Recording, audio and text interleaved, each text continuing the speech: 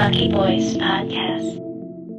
Welcome to Lucky Boys Podcast. I'm Will. And I'm Norm, and we have a very special guest here today, Christopher Marte. Welcome. Hey, what's up? Hey guys, thank you for having me on. Now, you're running for city council. Elections coming up on June 22nd. Yeah. New York City, District 1. Can you tell us what is District 1? What's the territory? It's a really complicated district, but the easiest way to explain it is everything south of Houston Street plus Greenwich Village. So that's Soho, NoHo, Tribeca, Battery Park City, Chinatown, Lower East Side, Seaport, even like Governor's Island and the Statue of Liberty. Oh, wow. Yeah. Governor's Island and the Statue of Liberty. Yeah. Did you know it extended that far? I didn't. I thought it just ended at Tribeca. Honestly, I didn't know it crossed some rivers. So the city council, it's its own body. So you could think about it as Congress, right? And the president is the executive branch and the legislative branch. So it's similar in the city. You know, the council, it's its own legislative branch. The mayor is executive. But the city council member also has a lot of influence over their district. So they have their own budget. They have their own staff. They do their own constituent services as well. And throughout New York City, there's about 51 city council members. Is that correct? Yeah, that's correct. Okay, so it's kind of like a checks and balances. So you guys work together then, I guess, as a peer with among your peers with the mayor to plan for your district. Yeah, and sometimes that's planning in partnership with the mayor. Sometimes that's keeping them accountable to the people in my district. So it's kind of like a love and hate pushback. We do know that the mayor race is coming up. Yeah. And the playing field is so wide. I mean, I don't remember a time where this many hats has been thrown in the ring. I think there's about 40 candidates. Close to it. Yeah, that's crazy. It is crazy. Why are the numbers so high this time around? You know, I think it's two things. I think how bad our mayor is now, de Blasio, that everyone's like, if he can get elected, I can get elected. You know what I mean? I can't do worse. And I think there's like politics all around us. And for people who probably never even thought about running for office, they're like, something needs to happen or I need to be part of it to create change. So I think it's seeing how bad the current mayor is, and plus everyone just saying, this is our moment. We have to change our city. Maybe a couple from the playing field that you would love to work with? It's hard to tell right now just because even though it's only 5 to 6 months away, like a lot of candidates are fairly new to the city, to the people, even to myself, someone who's been in politics for 5 or 6 years, right? Like, I don't know what Andrew Yang wants the city to be. I don't know what Maya Wiley wants to do. There are some figures that have been there for a long time, like Scott and Eric Adams, right? People know them. They've had citywide or borough-wide offices, and you could be like, I know what they're going to try to tackle. But there's so many new faces with not really a public platform yet of like where they're going to stand on issues, that I think it's too early to choose favorites, because you don't want to have to defend them when something happens along the campaign trail. Right. You want to know what they stand for. Exactly. That's completely understandable. Yeah. Now, I think one of the major issues that need to be tackled is one that's right in front of us, because what I'm constantly seeing since this whole pandemic has occurred over the last years, that crime rate is up, especially in the area where we grew up, Lower East Side specifically. I mean, it is rampant. Just last week someone got shot. Yeah. Just a few days ago, a group of kids punched a random person in the mouth and broke his jaw and robbed them. And you see things like this happening to the elderly, to kids. I mean, anyone can be a target. Yeah.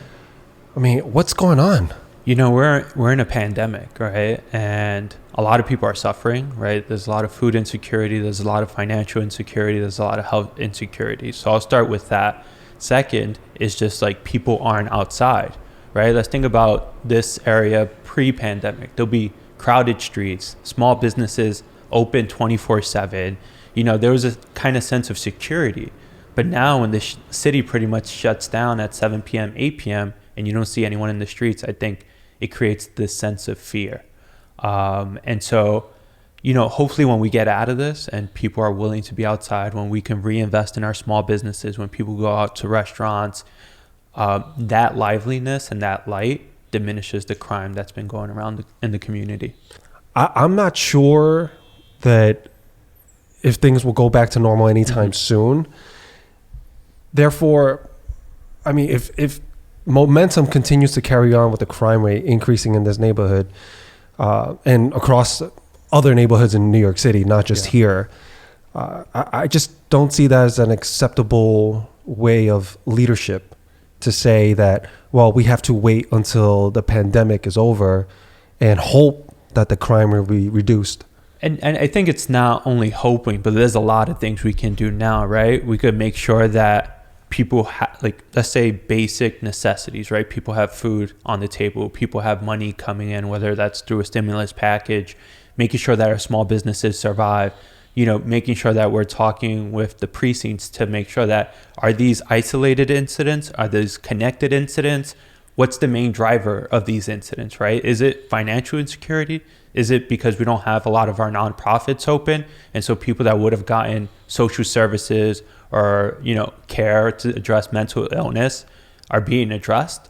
And so I think there's going to have to be a lot of communications, bringing everyone on the table and say, what is the root of the issue? Because we didn't see this before the pandemic when everything was open.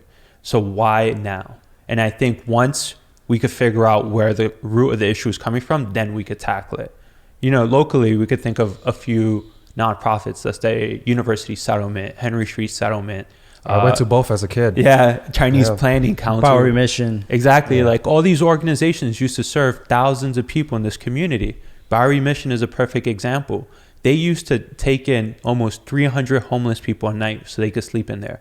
Now they had to shut that down and no one's staying there. And then, so you see a homeless population increase just because they don't have a place to sleep. And so it's really hard to because we're still in the peak of it, it's hard to really figure out if this is just that crime is going up, right? And people are just taking advantage of the moment, or there are deep-rooted causes that's leading to the crime. But I think what we can do now, especially hopefully as an elected official, is like, let's try to mitigate what we can control. We know when there aren't small businesses, people feel less safe. It's much darker. Might create a situation where something can happen. Let's take care of that. Let's make sure that people bring food, could bring food home. And, my campaign, we've been delivering food meals to families all across the district, especially to seniors, making sure that people have like PPE so they don't have to spend the money that would go to food, would go to something on masks, hand sanitizer, or face shields, right? And so what we can do is make sure that people stay safe, they have what they need, so they don't even have the chance to think about doing something in desperation. Now, that's one segment of it. Another segment, some would say, is that gangs are becoming more prevalent in the area, where you're seeing, now it's not a one-on-one type of robbery or crime occurring. It's a 5-on-1, it's a 10-on-1. Sometimes it's a mob versus one person. What do we do about that then? Because certainly that a mob robbing one person is not thinking about the financial results of the robbery. They're just looking for something to do because they can get away with it. Exactly. They're taking advantage of the moment, right? They're an organization, right? Gangs are pretty much like well-functioning organizations. And when they see a moment to strike and be lucrative, and this is it, right? Like things aren't, there's a lot of people that are desperate. And so let's say if there was a gang, perfect time for recruitment, perfect time to make sure that you can be like, we got you, we could bring money to you, we can help you. And we saw it when we were growing up in the Lower East Side, right? Like that was like the prime situation in the, let's say, late 80s, early 90s. And they know that, no one's watching. And so if you look at it from that perspective, like this is like their opportunity to do what they want to do. So why do you think they feel that they can be so bold, whereas before they couldn't? Is it because of the police? With everything that's going on with the police now, could have some contribution to that? I think that's part of the problem, part of the, the root of why they're probably doing this. I think police have taken a step back, at least in my opinion, especially after the process over the summer. They're much more cognitive of what they do and how they react to people. And I think politically they're taking a step back so people could say, we need them, we saw when they endorsed Donald Trump, right? Like, who would have thought that the NYPD would be able to endorse someone that that doesn't have the values of this city, no matter what type of uniform you wear, right? And so I'm sure it's a mix of it. And I'm sure they're like, we could do this and no one's going to call the police on us and the police won't come just because of the environment we're in. So you think that it was purposely done on the police department to take a step back and not really what they're saying. Some people are saying like, less funding for the police or defund the police where the funds are not that are necessary to operate. It's not given to the right personnel, the right amount of personnel that's on the streets right now. If you look at where the budget was cut, it wasn't cut for your beat officer, right? It was cut for school guards. It was cut in administrative staff. And so I think there is kind of like a misconception. Like, the police was not defunded by $1 billion. If anything, the money was just shifted around and the cut was actually quite small.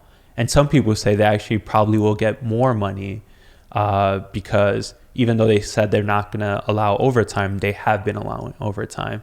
And so I think it's kind of like the New York Post controlling the narrative of saying that, this thing happened over the summer, now let's press, right? This is our moment. And so I don't think it's a funding issue. I think it's a narrative issue that people are just trying to take advantage of the moment.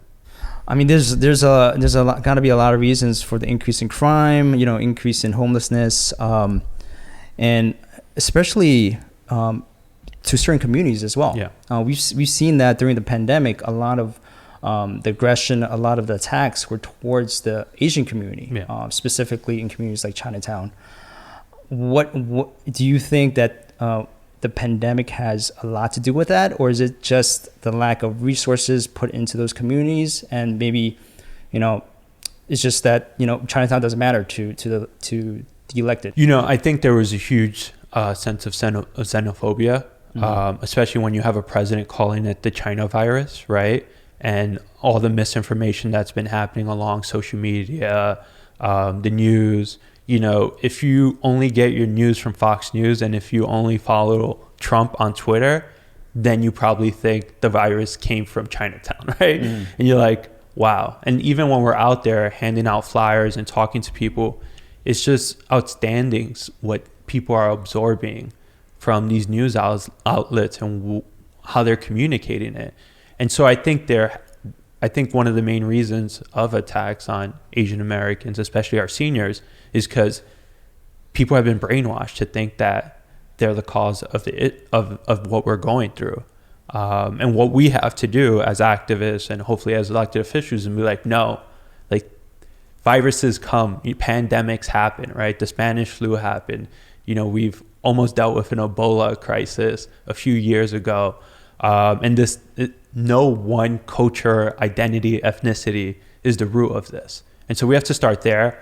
But then we also have to understand, as, working with our local precincts, saying that this area will probably be a high targeted area because of that misinformation. And so whether that's working with the 5th precinct, which is the local precinct in Chinatown, and say, hey guys, like, we know what's happening. We got to make sure that this doesn't happen in this community, and whatever we can do to prevent that should happen. Now, I've seen you, and some those of you listening may not know this, but a photo of you actually, which I thought was very powerful. It looked like it was during a protest, and I see you with a bunch of people in Chinatown beside you and behind you guys rallying. And I believe that was because of the mega jail that they want to build right by Columbus Park. Yeah. Can you tell us a little bit about that and what has happened since? Yeah, so 2 years ago, our mayor announced that he wanted to build the world's tallest jail in Chinatown. And our council member said it was the done deal. There was nothing we can do about it. And so I organized the community to create a neighborhood organization called Neighbors United Below Canal. And our first job was to make sure that we educated people on the process of this potential jail happening. And through educating through that process, making sure that people were coming to town halls, going to community board meetings, going to city council hearings, we realized that the city was conducting this process illegally. And so once they decided to vote on building these jails, which the city council and the mayor approved, we filed a lawsuit stating that the city illegally conducted their own ULURP process. And the ULURP process is the process that they use for any type of developments, especially ones that are out of scale. And so we filed a lawsuit, and a few months back, the judge ruled in our favor and said the city did do this illegally and they have to go back to the drawing board. The city appealed that decision, but looking at the appeal and talking to our lawyers, they feel really positive that we're going to win this, which is huge, right? And if you think about it in a historical context, the Tombs right now in Chinatown was built because 60 years ago, there was a similar fight. The city wanted to build a big jail down in Chinatown, and even though the community organized and pushed back on it, the city won. And so this could be the first time that we organize the community, and not just in Chinatown, but Tribeca, Lower East Side, coming all together and saying, no, we don't want this in our neighborhood. And I think we're going to win this one. Why do you feel confident that we're going to win this one? You know, what we've seen, especially when you're fighting the city, that if you win in the courtroom, you have a shot of winning the whole battle. We tried battling them through the community board, which we won. We got everyone in the community board to vote in favor of the community. We tried getting the borough president to take our side. She didn't. She sided with the mayor. We tried getting our council member to take our side. She didn't come to our side. She took the side of the mayor. The current council member in District 1? Yeah. And then we tried city planning. We tried the mayor himself. And we were going to lose if it wasn't for this court case. But, you know, we had a really good team that we were able to build over 2 years. Luckily, found really good lawyers who wanted to take this and take a risk, right? Like a lot of these lawyers work for the city and they don't want to jeopardize their relationship by going against them, especially such a big project. This was going to be a $9 billion project. Mm-hmm. And so, you know, at one point we didn't know how successful we will be, but we knew we had to do something to protect our community and to show that building new jails, especially massive jails, aren't the way of criminal justice reform.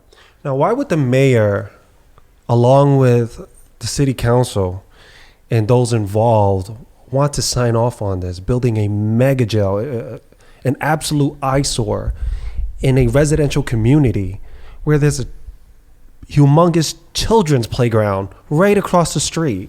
Why would they okay that? I'm having a hard time digesting that, and so is everyone else that lives in the community. But I don't live in the community anymore, but just from the outside looking in, it's bizarre. Yeah. It's a bizarre place to put a jail. Yeah. And, you know, the narrative at first, they were saying, we're going to close Rikers Island, and the only way we can close Rikers Island if we build these 4 new jails. However, we pushed back, and at first they didn't even make a legal commitment to close Rikers Island until we pushed back. And so now they made a legally binding commitment, but we still pushed back. We said, you can't conduct this process illegally and try to get away with it by building this jail. And I think going to your question of why would they do that, is I don't think they care that much. If you look at development all throughout Manhattan, it's done at will, it's done as of right. A lot of it is done illegally, but it's because we have a lot of special interests and because the real estate industry has so much influence in our city politics that they get away with it. For example, the building Extel Tower near the Manhattan Bridge. You know, when you're coming over the Manhattan Bridge, you see this tall glass building. The same thing. Is right? the blue one? The blue glass building? Yeah. The same thing, right? Why is that tower there? Why is it next to NYC housing, Section 8 housing? Why did they destroy an affordable grocery store, the Pathmark, to build this? That's a damn shame, yeah. Yeah, to build this luxury towers because they have the influence. And I hear that tower is actually not doing so well. Yeah. There's some issues with the infrastructure. Some apartments are crooked. And, that's all I hear people in the neighborhood, how they miss having a supermarket there. Yeah. And that was just such a huge landmark, an important landmark for everyone residing in that area. Now, you speak of special interest. And the first thing I start thinking about is like, wait, so you want to build a mega jail at the expense of the community so that the developers can make money, and who else is getting money? So the people signing the checks, what's in it for them then? It just can't be they don't care. I understand there's something in for the developers, but what's in it for the people allowing this construction to go on? So it's not only real estate, like the criminal justice industrial complex is a lot of money. Like my brother who runs ComBody, he's been to these conferences where they're trying to sell you mattresses. They're trying to sell you bunk beds. It's like there's so much money when it comes to jails and prison nationally that all of those are special interests as well, right? And one of the things when it comes to real estate is not just building this jail, but building that structure will compromise the historic nature of Chinatown. When you go to Chinatown now, you see that buildings are 6 to 8 story high. But if you have something that's 35, 45, any other developer is going to be like, we want to build the same height to that building. They can do that? They can take the air rights? Yeah. And right now, one of the things we've been fighting in this campaign is to implement a community-based zoning policy called the Chinatown Working Group Plan, which will put height limitations on any new development. But right now, everything is almost as of right. So are the politicians making money? Like, hey, you sign off on this.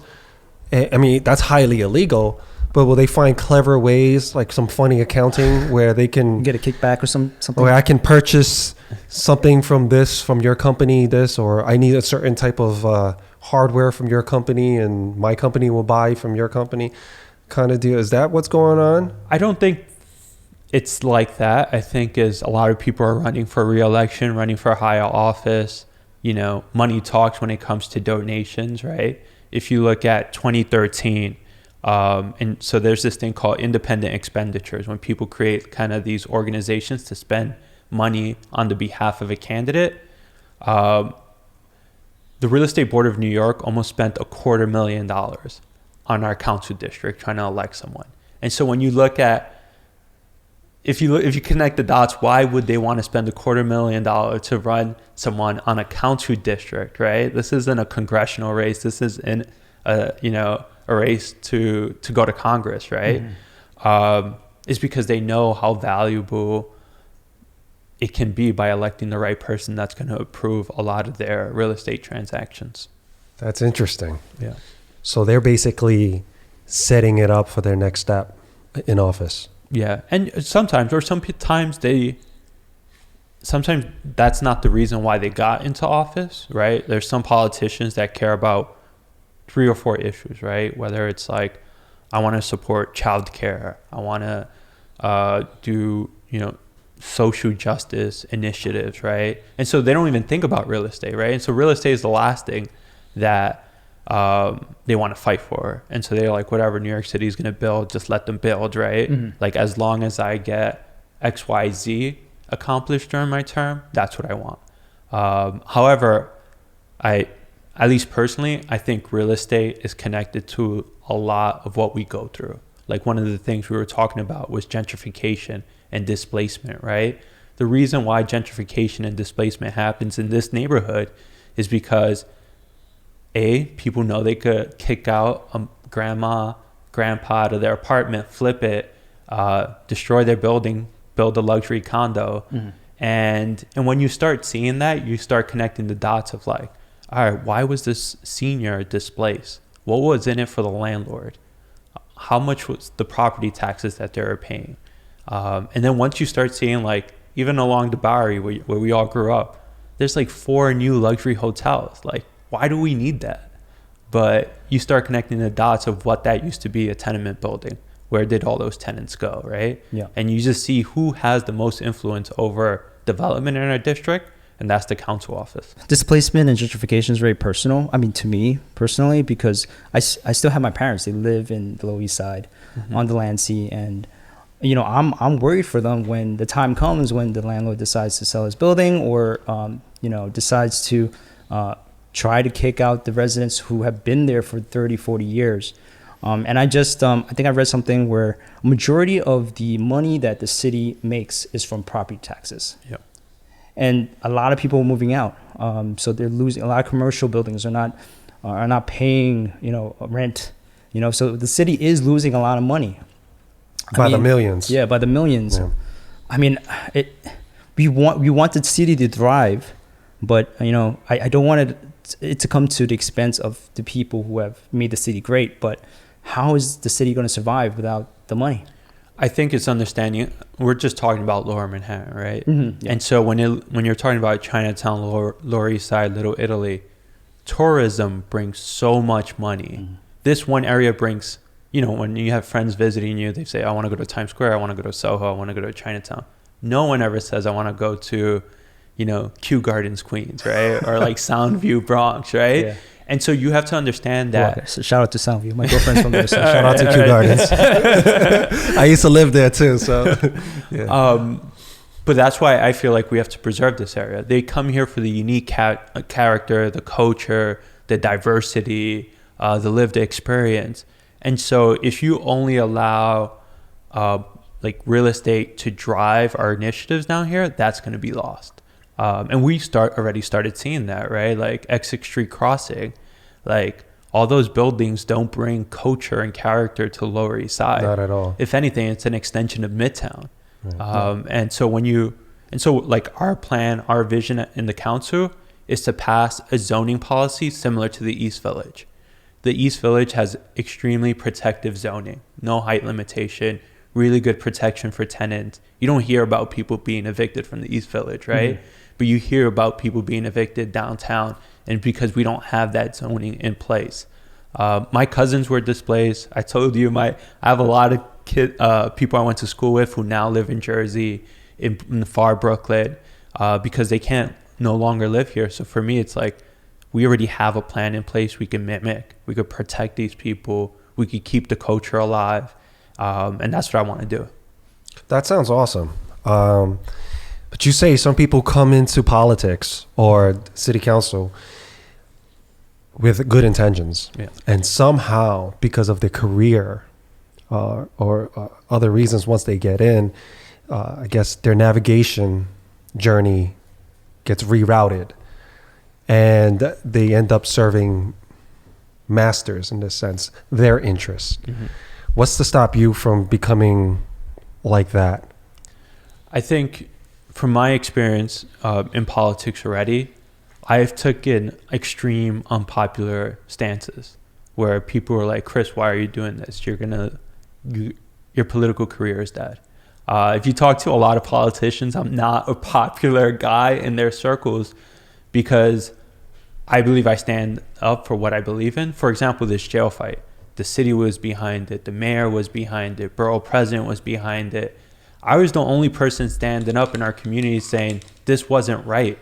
And wait, you were the only person standing up in the Chinatown community in politics saying that that's not right? Because I did see Tai Ma. He's an actor. Oh, yeah. The guy from Mulan. He joined our group. Jeff Lee. Yeah. I know Henry Lee. Yep. That's also there, and Don Lee. Yeah. A lot of Lees standing up. But exactly. No, shout out to the Lees. Yeah, shout out to the Lees. And Tai Ma, for you guys that don't know, he's the actor from, he plays, I guess the most recent one, he plays Mulan's dad. Yeah. So out of that playing field, it was the activists, the actors, the people in the community, and you, the single politician, or were there other politicians fighting beside you? So the politicians that we needed on our side to actually fight for us weren't.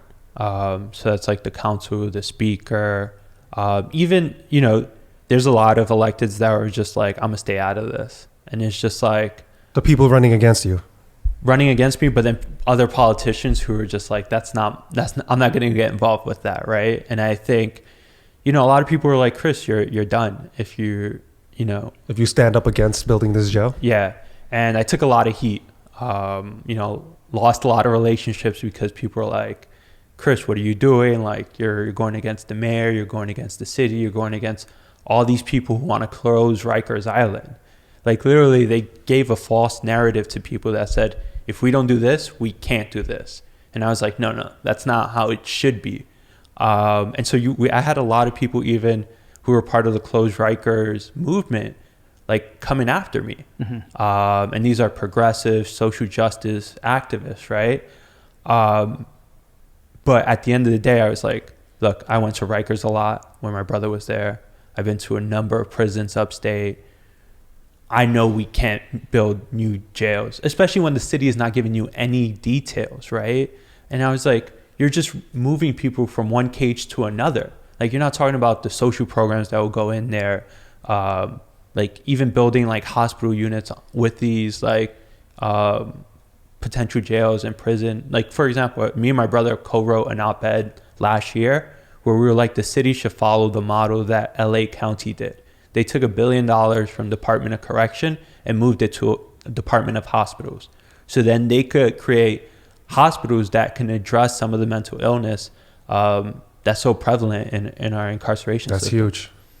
That's huge. I don't disagree with that at all. So how did you make it to, because I've spoken with people in this circle, mm-hmm. and they think you have a great chance of winning. Mm-hmm. They think you have a phenomenal chance of winning. In fact, you're probably the favorite going into this. And you can correct me if I'm wrong. How did that happen if you have all these people against you? Like, how did you do that? And it's because I've been an activist. When I ran in 2017 against our council member, lost by 200 votes, just 1% of the turnout. But we never stopped. A month after the primary, these tenants at 85 Bowery were being evicted by their slumlord. They called me right away. We went over. We organized the community to support them to 2 hunger strikes. So we had like 80-year-old Chinese grandmas outside of city agencies going on hunger strikes. And I stood with them all along the way. And we were finally able to get them back home. Like, in New York, you get evicted, you're probably not going back home. But after 9 months, they were finally able to return. The city wanted to build these 4 massive towers along the Two Bridges waterfront. We organized the community to file a lawsuit, and we stopped the construction. Same thing with the jail. No one thought it was possible that you can take on the mayor and win, and we were able to do that. And so we've been taking on all these little battles and never giving up and giving people an opportunity to say, we can actually change the neighborhood we live in. We can, have our voices at the table. If not, we're going to push back. And so I've been really busy the past 3.5 years, really fighting for the community. And I feel like that's where my heart is, right? Like, especially when you see people getting involved that never gotten before because you took the time to tell them about what a community board is or what can a city council person do. And so that's why, when people are like, oh, Chris, what's going to happen when you get elected? Like, I'm still going to live in my neighborhood. My brother's still a small business owner here. Like, my friend runs LES, down the street. And this is where I want to live for the rest of my life. I was fortunate to travel abroad when I was young, but like, this is where I want to live. This is where I want to grow a family because I want to preserve this area. I want to preserve this neighborhood. They halted the jail as of now. When will, I guess, the results of the case be finalized? So right now, we just replied to the city's appeal. And so they haven't set a date yet of when the judge is going to make a ruling on it. But I would say in the next few months, probably 3 to 4 months. That close. Yeah. And once they make a decision there, we'll have closure on whether it is or isn't being built? It depends on the ruling. We can, if it doesn't go in our favor, hopefully it doesn't, we can do an appeal ourselves, right?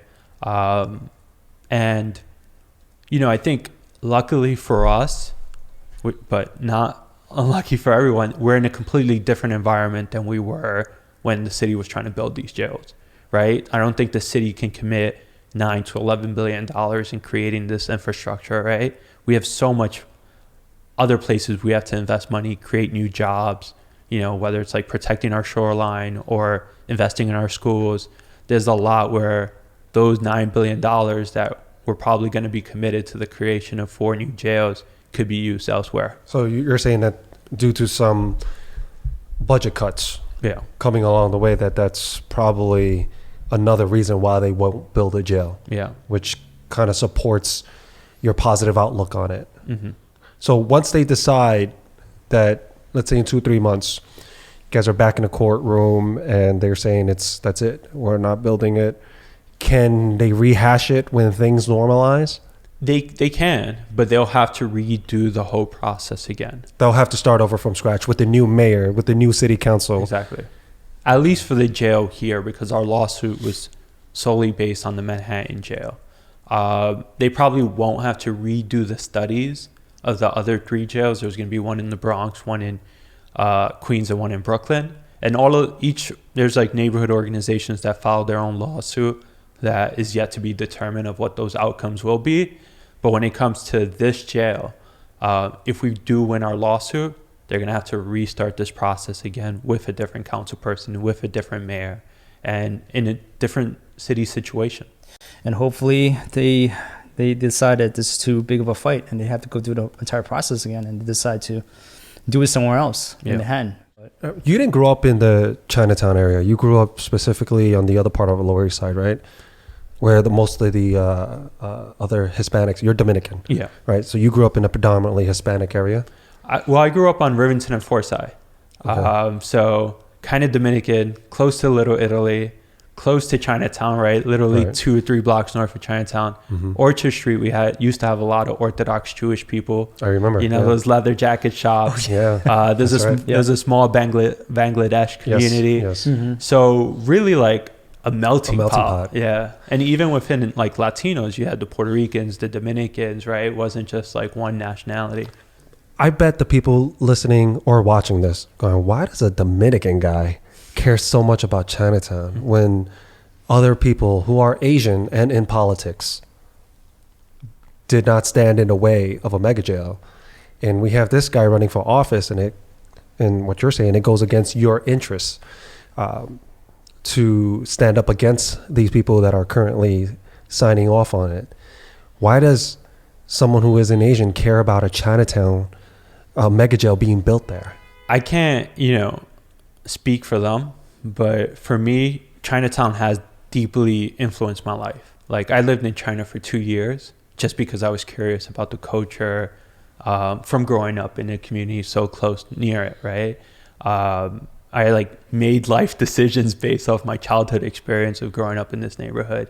And, and so for me, I realized that, whether you're Chinese, whether you're Bangladesh, whether you're Dominican, our families have the same stories, right? My dad came here from DR, opened up a bodega. My mom was a garment worker in a sweatshop. Like how many people have similar stories to that?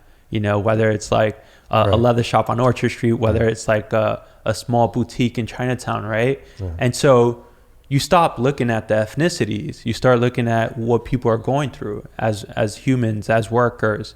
And that's where you build the bond, right? There's a lot of people that supported me in 2017 that looked past my nationality, right? We did well in areas like Tribeca, Soho, NoHo, Chinatown, Little Italy, is because we were able to identify each other as residents of Lower Manhattan and not use cultural or ethnic barriers to say, I can't support you. Dominicans are super minority when it comes to Lower Manhattan, especially in the voting population. And so to get, almost a victory, it would be impossible if I didn't try to build a coalition of neighbors, build a coalition of people who believe that this should be a diverse community. Yeah, I think that's one of the unique things and beauty about LES is that it's comprised of mostly immigrant families from all sorts of different cultures, Hispanics, Italians, Asians, Jews, Middle Eastern. I mean, it is just, and when you all get together as kids and you start realizing like, oh, your mom does this, your dad does this, and we're all in the same income bracket. Yeah. And your parents' story is my story, and it's similar, even though our culture is different. We do some things different, but we do a lot of things the same. Yeah. I've always found that so fascinating. And also that you mentioned you lived in China for 2 years. Yeah. Can you speak Mandarin? A little bit. How long did it take you to lost it already? Wait, so when you went to China, did you speak Mandarin already or None of it. Nothing. So I went for school. So I studied at Zhejiang Dashui in Hangzhou. Lived in Hangzhou for almost a year and 2 months. And then I went backpacking through most of China. you were probably the only Dominican there? Yeah. In some places, people were looking at me, and I had an afro. You know, I was a college student at that time. I had like little kids come up to me and like just pull my hair, and couldn't believe that, like the curliness. And so it was pretty funny. Why China? Yeah, a lot of it had to do with growing up here. You know, always going down to the parades. You know, lighting up the firecrackers as a kid. You know, there used to be markets. My dad, he always pick up groceries down on Grand Street, and my mom used to do Tai Chi out in Forsyth Park. Stop it! Really? Yeah, she'd be the only Dominican lady. Which park? Which park? Saturday Roosevelt Park. Okay, yeah. It's a soccer field now. Yeah. But they all used to be out there. My mom used to join them, and so like it just had a huge like part of my mind, and you know, and who I was, and you know, people never really knew. Like the Lower East Side is fairly big, right? You tell someone you're from the Lower East Side, they might think you're from the Ave. You might think from like Two Bridges. Depends on your race. Yeah. Right? When I tell people from LA, I say, "Oh, Chinatown, right?" I'm like, no, I actually don't. And so when you talk to people who don't know the Lower East Side, you're like, "Oh, I grew up 2 blocks of Chinatown," and then they're like, "Okay, I get it." Yeah, people don't know it's super close. Like you walk 1 block and you're probably in a different neighborhood. What was that like for you in China then? Did you feel any insecurity about the way you look, the way you stand out, language barriers? Yeah, you know, especially when like the first 3 months when I didn't know how to even order food or water or anything, you definitely feel out of place. Everyone's looking at you. Everyone's like trying to guess why you're there. Yeah, because I'm Chinese. Yeah. And I'm hesitant about going to China because of the language barrier. Yeah, so you know, luckily I grew up in a family that took things lightheartedly, and always with comedy. You know, my dad's always making jokes. So when I went to China, that's how I just dealt with everything, right? Just like saying, I don't know what I'm doing here. I don't know what I'm ordering. Like, let's just have fun. And you know, I think people would enjoyed it. Like, I have a lot of good stories of people just taking me in and showing me around. No, really? Yeah. So, wait, random Chinese families took you in? Yeah, and they'd be like, or like, I'll meet someone playing basketball, and they're like, "Oh, you should come to my house. Let me show you around." Wow. And because the narrative is, especially on social media, is that Chinese people hate blacks, dark-skinned people, Hispanic, that aren't, you know. That's all you see. They're getting kicked out of the country just because of the way they look. And I don't know if that's true or untrue, but you just saying that contradicts all of what the news has been reporting during COVID. That's not how I saw it. When I was there, I was like the most popular person in China is Kobe Bryant. You know, if you look at, and you know, I met people playing basketball. They love Kobe there. in China. They love Kobe. He is the Jordan of China. Like, they love Kobe. Yeah. They got all the sneakers, everything. Yeah, huge fans. Yeah, and so, you know, I used to play basketball out there, and that's how I made friends. That's how I built kind of like my community out there. And so, like, the people I met were super friendly, super supportive, helped me out when they didn't need to. And, wow. Yeah, I never really felt, like, harsh prejudice in China. Like I traveled a lot, like, the north, the western part of China. And, you know, and people were just always, like, they were interested. And like sometimes it got annoying how interested people were. Wait, did you accept? Did you stay with them? Yeah, sometimes. You know, like you slept over, you stayed in their house, and yeah, sometimes my friend, you know how in Chinese New Year everyone goes back to the village they're from or where their family are from. And I have friends that are like, "Oh, what are you doing for Chinese New Year?" And I was just like, "Oh, I'm just staying at the dorms." They're like, no one's going to be at the dorms. And they're like, "Come back with me and my family." And it was awesome, like just seeing like spending like a week with a family and, you know, being treated like you're one of them. So you got to see the inside of how we really celebrate. Yeah. You got the 10-course meal. You got the banquet. It was all day meal for me. Everyone just wants to feed you. Yeah. That's really awesome. Was there anything like a culture shock to you? Like, whoa, this is super weird, or wow? It was, you know, the lines. Like, you know, when you're trying to buy a ticket for the train station or anything, there's no sense of lines. Everyone is like rushing to get a ticket, and like everyone has elbows up, you know, going back and forth and trying to just like get through somewhere. For me, that was super weird because, you know, you're here and you're in the subway, you stand online, you wait your turn.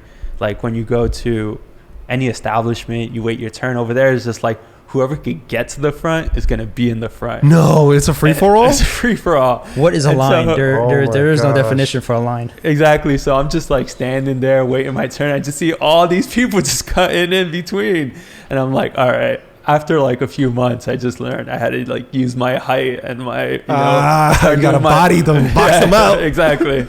So people that may have some hesitancy or fear about going to China, what would you say to them if they're not Asian? Like, because on the news, if I'm not Asian, I'm going, hey, you're going to be prejudiced towards me. I don't want to go where I'm not wanted and have a terrible time or get kicked out or have to fear for my life. You have a completely different experience from that. What would you say to them? It's kind of like similar to the United States. If you only listen to news about what's happening in America, you'd be like, all right, I'm a black person, I'm never going to America because of what they do there.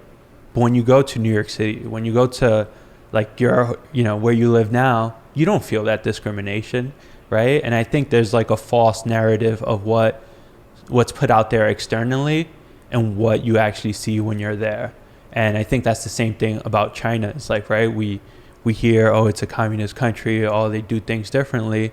But once you're in once you're in the city, once you're in a small village, people are just people.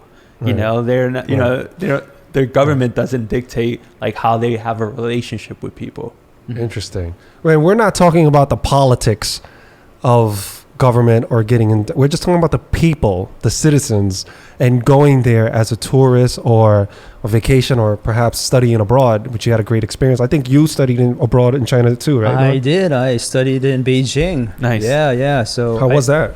It was fun. I mean, like for I got to a Chinese person in China. Well, I mean, like I actually experienced the same thing. Like people who are not, I guess, ethnically Chinese, they're celebrated as almost like celebrities. No way, really? No, yeah, so you too? So yeah, I was. I don't want to say I was. You were like a rock star there? No. I look Chinese, so I'm not a rock star. Non-Chinese looking people. Yeah, but they could tell you're American by the way you dress and carry yourself. Yes, right? they could tell. But then, I mean, even if like for example, they were hiring people to teach their kids like English, but they wouldn't ask me to teach them English because the way I look. They would go to like a person who's like Russian, who has the worst accent, and they would hire them to teach them English. You get what I'm saying? So, I mean, I had a lot of fun. I met, just understand my culture, and I didn't grow up learning Mandarin, or speaking Mandarin. So, it was a culture shock for me as well. Coming from, living in Chinatown, but also learning a whole new language, and experiencing it for the very first time. I mean, I've been to China when I was younger, but not to Beijing, the capital. Yeah. So totally different experience. It was eye-opening, a culture shock, and I don't know. But the thing is, like, just experiencing new cultures is what is so beautiful about, the world in general, right? We have those experiences, and taking that leap, I think people have to understand when they look at differences between people and between communities and cultures. I think there's more that connects us than divides us. Exactly. Absolutely. And the only thing you have to do is take that leap of faith. 2 years by yourself? Yeah. Jeez, yeah. So you still talk to the people that you met there? A few people. One of my professors there, Lu Wei, he's awesome. He always hits me up on Facebook Messenger. And I always try to have a Zoom call with him at least once a year just to see how life is. And so like someone like him, it's kind of like a life bond, right? Like 10 years later, I'm still in touch with him. So wow, that's amazing. Did you keep in touch with anyone, Norm? No, this was pre-Facebook, so I didn't keep. Oh, okay. Yeah. You're aging yourself. Yeah. Ooh, showing your age. Yeah, I am. All right, so let's get back to the politics of things. Cool. New York City. You're against condo development that's monstrosities. That's just ODing on air rights. Yeah. Correct. Okay, we know where you stand there. Against jails. Yeah. Mega jails. Okay. Boom. Crime rate. We want to reduce it. Yeah. We want to identify what's going on, but first we want to identify what's going on and then come up with an action plan. Yeah. Okay. So New York City right now, like you said, it's somewhat deserted during certain hours. I was actually a little surprised on my way here. It's like, holy crap, it's packed. Yeah. There is a humongous line for this Korean hot dog place downstairs. Humongous line. And the bars, it's kind of popping out here, LES, like usual, right? And it's pretty cold out today. Yeah. To my surprise, but nothing to what it was before, because I was expecting to just very quiet street walking down. But that's all said. Do you think New York City will make a full recovery? Yeah. I don't think it'll be the same, and I don't think it should be the same, right? Like New York. What do you mean it won't be the same? For example, 9/11, right? No one thought the financial district will recover from 9/11. A lot of businesses left, but because, through land use and through people saying, let's think about this neighborhood differently, it's now a residential neighborhood. They converted office spaces into housing. They built parks. And now you see families with like 3-year-old kids. When we were growing up, the only reason you went to financial district was for J&R, right? Or something like that. J&R right? Music World. Yeah, I forgot about that. And so that's how we have to see this, right? It's not going to be the same, but what can we do with what we have? And, I think people will come back, especially once the pandemic is over. I think tourism will come back, but what do they come back to? And I think that's what the mayor has to think of. That's what I have to think of specifically for my district. Where do we want to invest? Where do we want to preserve? So when people say, I want to go to New York City, but I specifically want to go back to Chinatown, go back to Lower East Side, make sure that, check out the art scene there, the art galleries, right? And so that's what you have to do. You have to preserve what you can, but you have to rethink things that probably aren't going to be the same.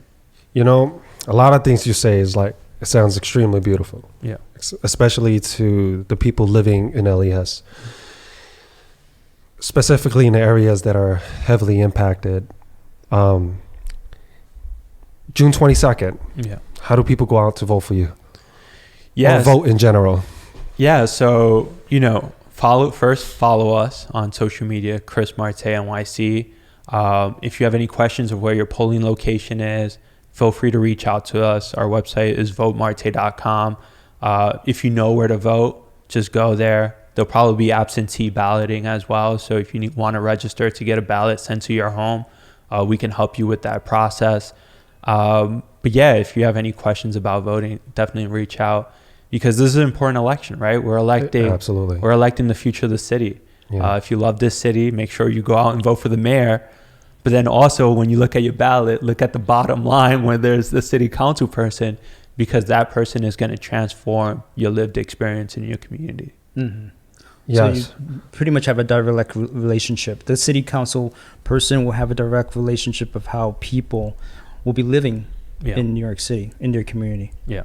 And just going back on the just Chinatown community and some of the resources that have been kind of given to District 1. Chinatown was actually left out in certain business loans, small business loans that were given out to different zip codes of the community. I believe it is the 10013. Yep. Mm-hmm. Yeah. And it was because it's known as a wealthy zip code. Yep. Meanwhile, that is a horrible way to look at it. If you said it's a melting pot, because one area of the street within that zip code, yes, it can absolutely be wealthy. You walk 2-3 minutes and it's a 180. Yeah. And you should never do anything by zip codes, right? They're struggling minority-owned businesses throughout the city.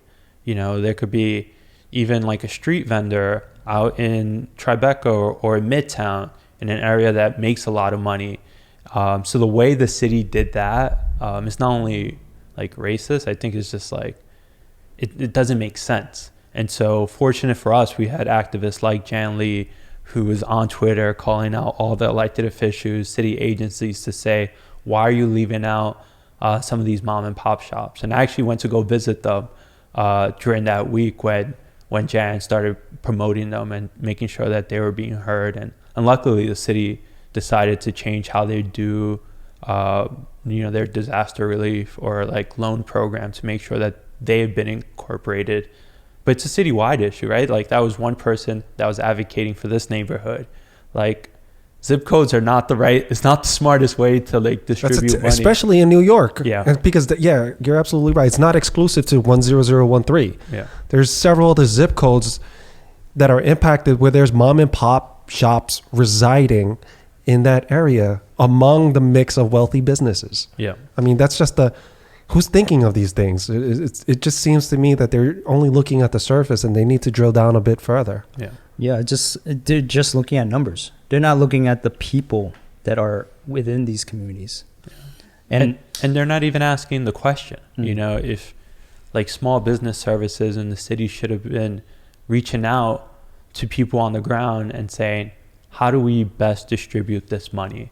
How do we make sure that, going back to like one of the early issues we were facing is whether some of these restaurants are going to have outdoor dining or not. Like they didn't reach out to small businesses to say, this is how it should be. This is how you can qualify. Oh, wait, you don't have any storefront?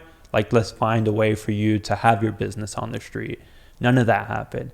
And I think it's just a lack of organizing, a lack of like operational management that this mayor has shown for years. All right. So let's say you're a city council member and the mega jail came to your table. What would you have done? Oh, I would have said no way. Okay. High-rise building would have came by your office and your desk. What would you have said? I would have said no way, especially the type of developments that we've been fighting. What if they say, hey, think about your re-election in 2 years? That's fine. Because a lot of the times people who are in office are always already working to the next election. So they only do what currently impacts them. I think if the people know my message, they know my platform, right? I ran 4 years ago. I could have easily been like, oh, how do I win the next time? And I did the opposite. I was like, look, you talk to people, you educate them, you show them what we can accomplish. Like that's my base, right? Like if I win this election, I know why I won. I won because I was true to these people. I did not kiss up to elected officials. I did not talk to big donors. I did not talk to special interests. Like this is a hard election cycle because we rejected all of that. And that's why we have to be outside in like 18-degree weather, talking to people on the street. How do we say no to the developers? I mean, they own New York. They are powerful. They're a very powerful group, these developers. I think it's like millions of dollars involved. They have 8 other candidates that they can fund in this race, right? But I think we're rooted in community. But how do you say no to them once you're in office? That's what I'm saying. Like, how do you not fall for that temptation? However they try to sweeten the pot. I think it takes a lot of work, right? Like the only reason we have a shot now from rejecting all of real estate is because we've been on the ground and doing the work. Like if I'm a council member and I'm doing my job and I'm hosting town hall meetings, I'm at your block association meeting, I'm at your co-op meeting, I'm having Zoom with seniors, like they're all gonna know me and they're all gonna vote for me because they know I did the work along the way. It's when people stop doing the work and they look for shortcuts. And I think that's when they get, these special interests to come and say, look, I'll give you $100,000. You don't need to do grassroots fundraising.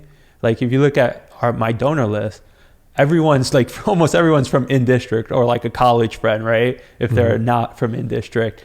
But that took a lot of work. That's telling people donate $10, $5. I had I would say like 60 restaurant workers give me $10, $5. And that's meeting with them, telling them my vision. And that's where I got into this, right? I'm 31 years old. I'm young. I want to be the most energetic council person in the city. I want to make sure that everyone knows what we're doing. I want to make sure that people have a say in what I'm doing.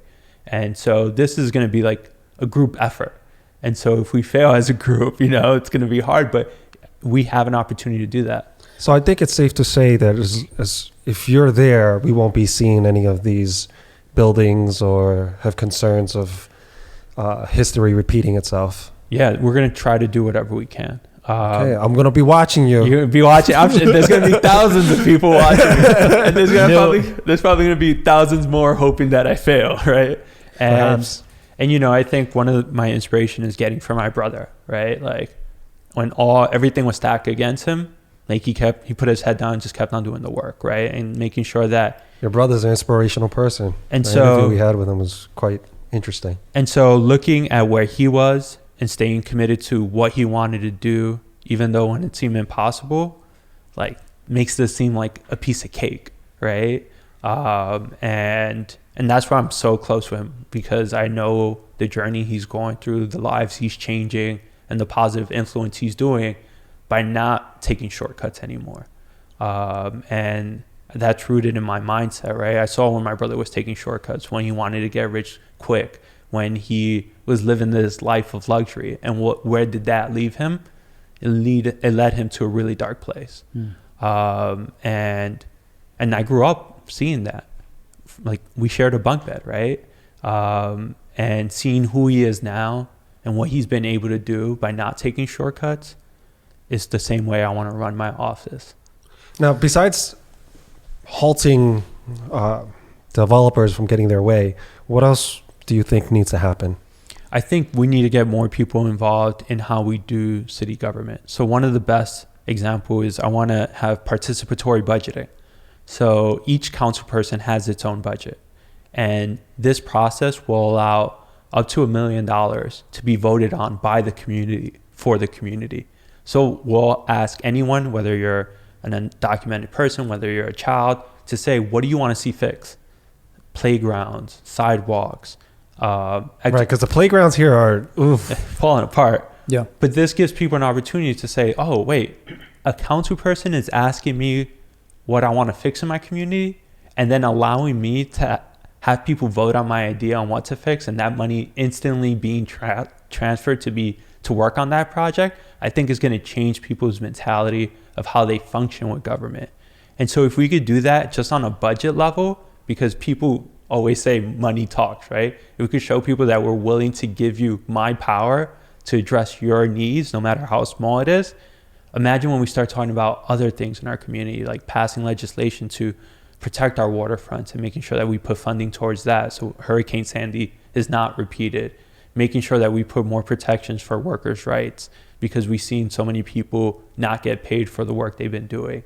And so I'm going to try to make this as democratic as possible. But I think a lot of the work I have to do is making sure that I show up and I'm ready to listen and get people to get involved. Now you talk about funding, right? A lot of this funding for the communities, it takes money. Yeah.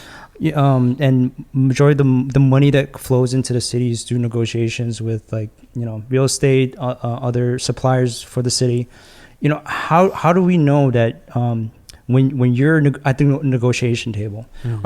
are you going to allow the needs of the community take a back seat if the negotiations are good, right? For example, if the businesses, they come in and they tell you, okay, we're going to give you $100 million to fund these community projects, but we want this to happen. And in exchange, for example, we want to build this 50, 60-story building, Right, yeah. And we will put some affordable housing here. We'll pad you here. We'll build a park there. We'll build a couple of community gardens. So for example, in that case, right, let's say if someone wanted to build a 50-story building in this block, and let's say, my first thing would be like, no, and making sure that the community is present in those negotiations, right? Talking to the community board, saying, all right, it seems like they're going to be able to develop this. What do we bring back? 100% affordable housing, or making sure that the affordable housing that they propose matches the neighborhood, right? There's not like you have to make $60,000 a year to live in this area, right? We need affordable housing that can match someone that's making $30,000 a year. And we can do that in a city council office. You could demand what percentage of AMI, the average medium income, they could build those apartments for. When it comes to schools, saying we need to build a new modern school. Right now, Essex Street Crossing was supposed to give us a school. Nothing has happened. NYU, when they're building this massive structure, they were supposed to give us a school. Nothing happened. And so is having a council person, once these deals are being negotiated, is making sure that they remain accountable and deliver for the community. But I think we can only get to that point if you take a hard stance on these massive developments, right? Because if a developer comes in and says, oh, this council person is weak, we could do whatever we want, we could build whatever we want, we don't even have to we'll give them crumbs, then you're going to only get crumbs. If you could put zoning in place that says, if you want to build above 20 stories, you have to go through the process of negotiating with the community to give stuff back to the community. And that's the power in zoning. It gives you a seat in the table when it comes to these massive developments. So your position on zoning and land use, that's high priority. That's my main power. You know, when it comes to the citywide budget, even though the council made a big fiasco of, you know, the budget this time, I have very little say of what the details of that citywide budget. My local office budget, I have almost 100% say on like which nonprofits get funded, what capital projects get funded. But when you look at the power of land use, of saying yes and no on developments, and if it like fits on what your vision is for the district, that's my biggest influence. Like, think about it. When you before the pandemic, when you took your children to school, when you left your storefront to when you dropped them off, your whole experience from point A to point B is determined by the decision your council member made. Whether you're going to have a park, whether you're going to have a hospital, whether you're going to have a clinic, whether you're going to have a small business, or whether you're going to let a Walmart or a CVS come in. Like, the reason why these offices have a certain size, certain depth, is because those decisions happen through the land use process. And I think it's super important that people understand that that's your council person that influences that, because it's a huge power. Do you have any say with regard to parking, street parking? Yes.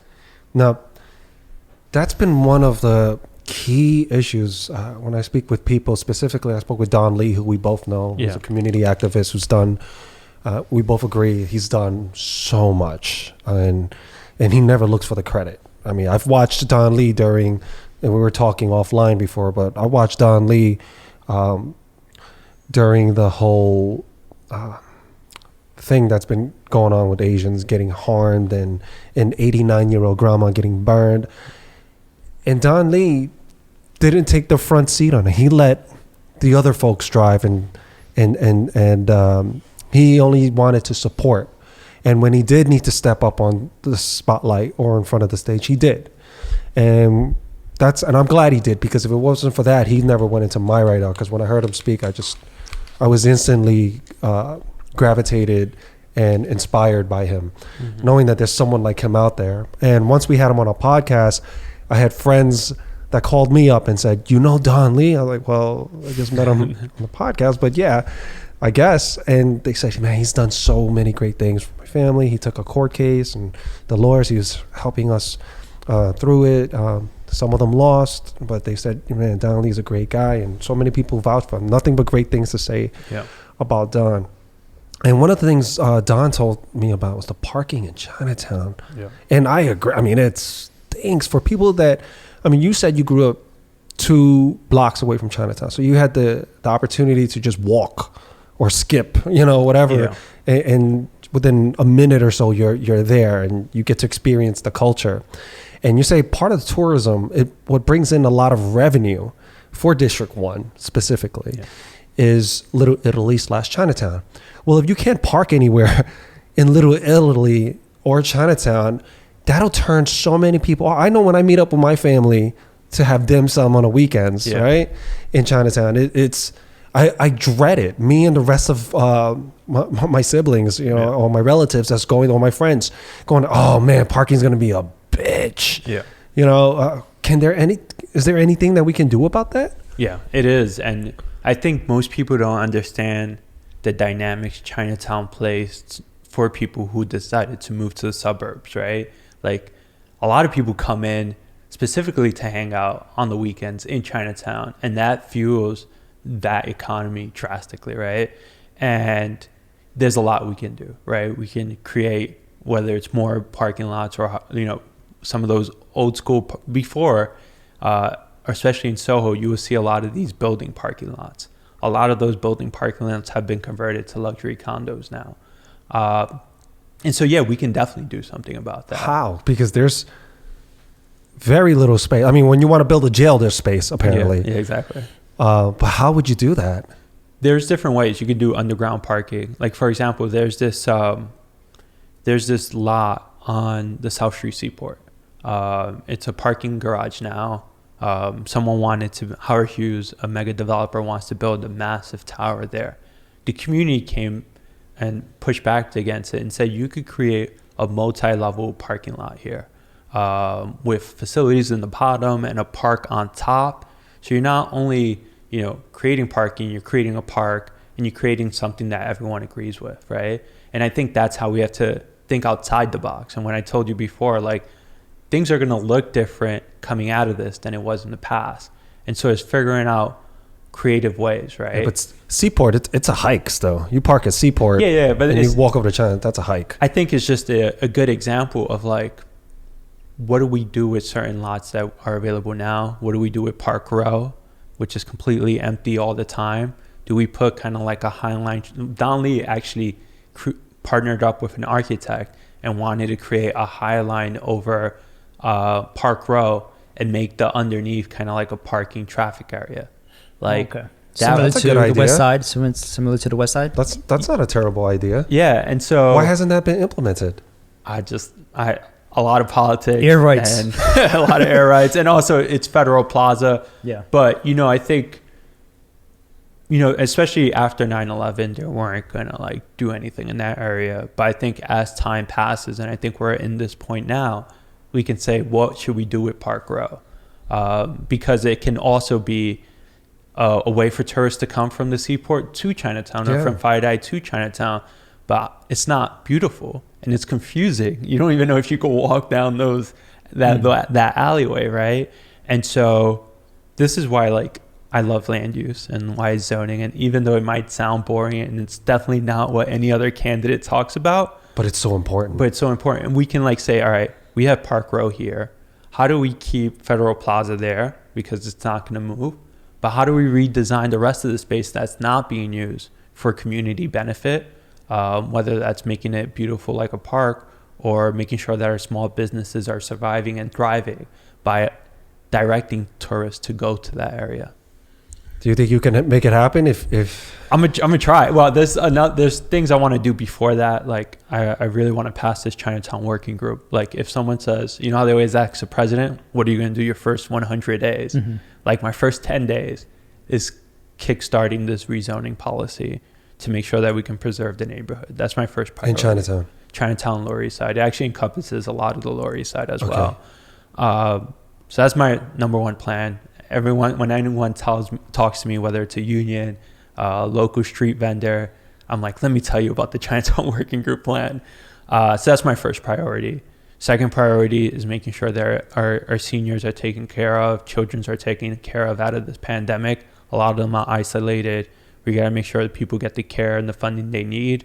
And so that's working with, like, nonprofits that we all grew up with, making sure that they have the funding, the resources and the infrastructure in place to care for people, because we don't know this people's mindset coming out of this, right? We won't know for years. But then third is envisioning what we can do in the rest of Lower Manhattan. And, like, whether it's like one idea, I want to close car traffic in Faidai because the streets are so narrow. Once you're in traffic there, you're stuck for hours. It causes massive air pollution. Why don't we just cut it off and make it just a walkable neighborhood? And it has the opportunity for that, because you have the FDR and the West Side Highway coming into that, right? And it's like those small streets like Stone Street, like Ann Street, Cliff, Street, like those should be closed off to cars. And how do we redesign those streets so we can have more outside dining, a more better lived experience in that area? That would be pretty dope. Yeah. In terms of the experience, because they got some really great restaurants down there, bars, and I know there's so many companies down there, whether it's small companies that are in a WeWork type of setup, or you got these large financial institutions down there, hence FiDi, and now tech companies. So during happy hour or when everyone gets off for lunch, I mean, the energy, because I used to work in that area, I had clients down there, and just the energy down there during happy hour or during lunch when I used to have it with a few of my clients, it was pretty amazing. And if it's set up like that during like spring, summer, fall type, well, I might get me a place down there. I mean, you get a nice view of the that's river pretty too. dope. That's a great idea. Yeah. I like that. I like a lot of the ideas you're pushing. And I mean, if you can really do all that, then damn it. I mean, wow. That's pretty incredible. Yeah, I mean, just listening to all your ideas, it really speaks to, I mean, for me personally, it speaks to that you're community first. Like you're looking at the minority groups, the ethnic groups within those communities, and focus on that, making sure that this is preserved. And then how do we continue to preserve these communities, because they are the backbone of District 1. Yeah. You know, people come, like you said, you mentioned, people come to LES, hang out, Chinatown, hang out, and there's so many, and during this time, this is the hardest for the minority communities as well. Exactly. And people come, exactly. They go to LES not just because of Chinatown and Little Italy, because of just LES itself, the nature, the history. They want to look at the buildings, and they have so many great restaurants, so many good eats. I mean, we're in a foodie culture down here, and the bars, I mean, it's just amazing. What a lively, great scene. I remember about a few years ago, man, I just spent my whole summer down here. You know, because when I was living in Queens, because I used to live, for those of you that don't know, I used to live in LES, but it wasn't like this. Yeah. And then when I finished the whole college thing, and then I came back home, and I moved out to Queens. It was just way more affordable, and man, I was like, this place, why wasn't it like this before? Like, this is amazing. And I literally just spent my whole summer here just to get it out my system. You know, people love it, man. You know, I speak to my Dominican, my Italian friends, my Asian friends, and from their parents to their kids. Yeah. I mean, it's just a wide range, and we all have such interesting, similar, parallel stories, even though our cultures are different, but then we get to share in our cultures, and then great things happen. I know you can relate to that. I think, I mean, is there anything you want to leave for anyone else? Oh, I do have one thing. All right. So, because this recently came up. Your dad owned the bodega. Yeah. So, Andrew Yang recently, he got roasted on Twitter. Because he took, and I saw the video where he said he was in a bodega. I was like, that is one hell of a nice bodega. That looked, you know, like a Met supermarket back in the day. I was like, that didn't look like a, you know, tip. Like, I didn't see a cat on top of a bread loaf. I didn't hear the boom, boom, boom, boom, boom, boom. You didn't see the music. You didn't see Goya beans or a box of cereal. No. I didn't see my Bravos and my Tropical Fantasy and, you know, my onion rings. Yeah. Oh, man. I blame it on his staff. You know, you got to know not to post that, right? His staff. Oh, man. His staff got to know better, though. He has to hire locals. That's maybe. When I saw that, I was like, oh, Andrew Yang, no. I was like, I looked at it. I was like, did you just hire the same people of who you hired when you ran for president? Like, you got to hire locals. You got to hire people that know New York City. Because anyone would have been like, that's not a bodega. Like, well, I mean, a lot of bodegas are kind of shifting the scene. But actually, I had a discussion with my girlfriend, and you know what constitutes a bodega? If it's on the corner, right? It has a cat in there. It was playing some sort of ethnic music, you know. It has to be loud. It has to be loud. And it has to be at the counter, some guy on the phone talking to his relative like halfway across the world. You know, that's and a large selection of candies. You need like the bulletproof glass. You need like expired cereal that someone hasn't touched for like 10 years. Expired cold cuts. Well, he was apparently Andrew Yang was on the Lower East Side today. Oh, he was. So maybe trying to correct some of his wrongs, you know. Doing some damage control. Exactly. Smart move. Do you think he's going to win? I think he has a shot. I mean, it's all about name recognition, right? Right. Like he's got the brand. if you talk to anybody, you say, who do you know that's running for mayor? It's not a lot of people that can say any other candidate, right? But people know Andrew Yang. People generally like him because how he ran on a presidential race. And so he has a good chance. Yeah. What do you think, Norm? I think he has a strong chance of winning. Yeah? Very strong chance, yeah. Just like Chris said, I think it's name recognition. I think he's very popular with his ideas as well. He's very innovative. I just don't know if, he would be great in terms of representing, all communities. That whole thing with the bodega, it's funny, but honestly, like, is it tone deafness, or is it just, his team wasn't aware? I just don't know. And that kind of, it was small, but it kind of irked me. Oh, did it? Yeah, I mean, like, that's why I had the conversation with my girlfriend. So You're the first New Yorker that that I am aware of that it irked him. Everyone else kind of just made fun of him. Yeah. Like, you look at Andrew Yang, he's not from the streets. Yeah. Like, he's not like a New York. You know, like, is he from New York City? No, I think he's from upstate. Yeah, Okay. he moved to New York City. Yeah, He lived 'cause in New York. You can just kind of get that vibe. He's very, Andrew Yang. Like, you could tell when someone's from the city. You just have this energy about them. So it didn't bother me. It really, because you understand what goes into this. You got to sell yourself. You got to seem relatable. You got to do your, your handshakes. I know. I think if this continues, if he has another major slip, let's say if he eats a pizza with a knife and fork. Wait. Did he do that? He hasn't done that yet. But if he does do that, then with a napkin over his. Yeah, I mean, you could mess up once, right? Like, silly era is still early in the race, but if his team has that same tone deaf and is putting him in, that position to fail, then people are gonna have that. People are gonna be like, this guy's not a New Yorker, right? That would bother me more. If he went to a pizzeria, and all of a sudden he whipped out like a fork and knife. Oh my God! And put a napkin on over his cup. Yeah, start patting down the grease. I'm just thinking. I'm actually many violations at once. So many violations. But I'm just thinking. Does it really matter if he's great for the city? Like, Bloomberg. See, that's exactly right. that's why that didn't bother me, because I think Andrew Yang could be pretty good for the city as far as what he's saying so far during his campaign trail. If he's able to do and implement some of these ideas, I think that'll be great for the city. So I could look past him saying it's a bodega and it not being I could look past the whole 2-bedroom. That also didn't really. I mean, obviously it's tone deaf. Yeah.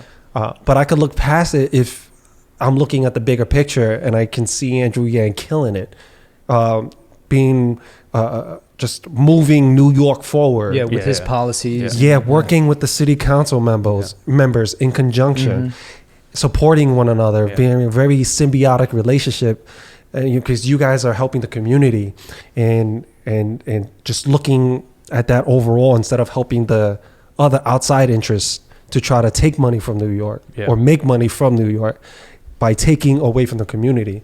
So if Andrew Yang is for the communities of New York, then I'm riding with him. I'm excited to see what his policies are, right? Like, he's going to bring a lot of innovative ideas that people aren't talking about.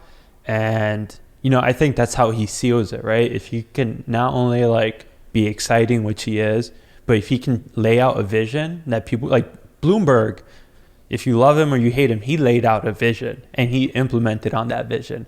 And I think that's what we need to see from all these mayoral candidates, to be like, this is the New York City of the 2020s, right? And if he could give us one that people are like, yeah, we need this, then I think he wins. That would be cool. That would be very cool. But what I do find interesting is that he had a couple of Asians on the campaign trail with him. Both, I think, famous Asian actor Daniel Kim. Oh, Daniel Day Kim, yeah. Daniel Day Kim. And from 5-0. And he's not from New York, is he?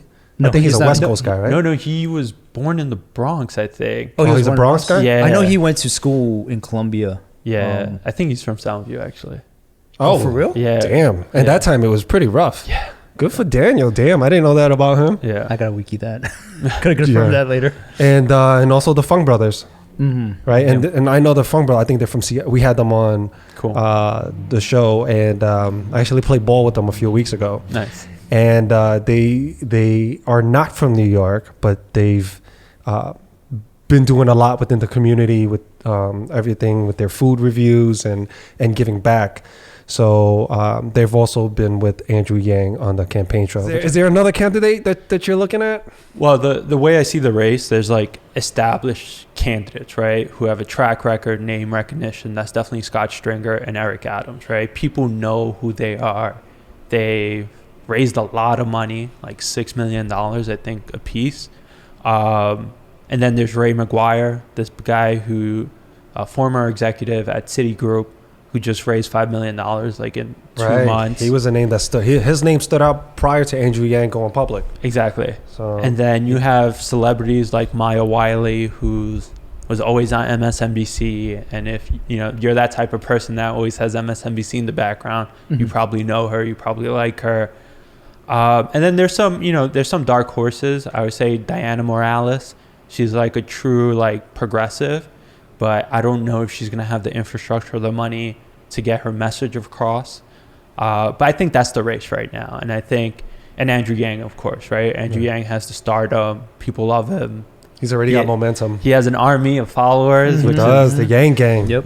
yeah, they're out there. They're out there. Got there strong. And so I definitely think Andrew Yang is top 3 right now. And I would For say sure. it's, Scott, Eric, and Andrew. And then I'll put like Ray kind of like a distant 4th of like who will probably be the next mayor. Few sleepers Yeah. in the group. Yeah. Yeah.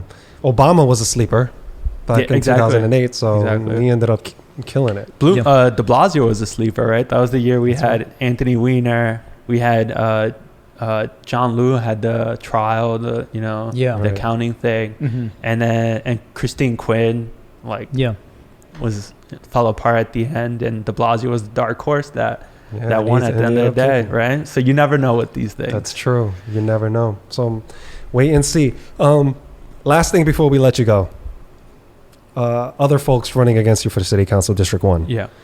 Is there anything that you want to say? Anything you do different from them? Anything that you want to put out there? Because a lot of times people may be on a fence between you and another candidate that's running. Is there anything you want to leave with them with? Yeah, I think it's the track record, right? That it's what you do when no one's looking or when you're not running for office. And when we look at the jail, none of the other candidates was against the jail. None of the other candidates mobilized the community, educated the community, spent nights and weekends trying to bring people's voices to the table. Same thing for the 85 Bowery tenants when they were being evicted. No other candidate was there.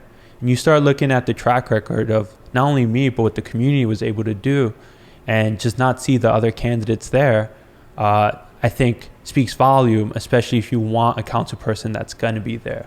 That's going to be there Friday night, 9 p.m. at a community meeting, right? On Sunday morning, Saturday mornings at a Tribeca Green Market, just talking to residents. And I think that's what separates me. Like, I want to be there. I've been doing the work, but I also want to represent every corner of this district. Whether you live in a loft in Tribeca or you live in a bedroom of a 2-bedroom in the Lower East Side, In a tenement building. Yeah. And that's what I love about this, and I love that challenge too. It's exciting. It's also a very crowded District 1 race too as well. There's like 7 other candidates. 8 other candidates. 8 other candidates. Who's the closest person to you feel? Margaret Chen has her chief of staff running, Gigi Lee. So she has name recognition. She has the power of the office, right? She's still working for Margaret. Jenny Law as well. I heard of Jenny Law. I heard she probably has a good chance too. Yeah, she's still working for Corey Johnson. And so these people still have influence, right? Because of the position they're still holding. And they didn't vote against a mega jail? They stayed neutral? Yep. That's interesting. I did not know that. Well, I mean, if you're already in local politics and the current sitting council person voted for it. I mean, I think that speaks volumes. That's just crazy to me, because if I'm from the area and you're trying to like do that, this is a slap to the face to the community, and it just tells me, do they really care about? Did they the community? really play neutral? I mean, you can go back. I could send you the link to. No one testified.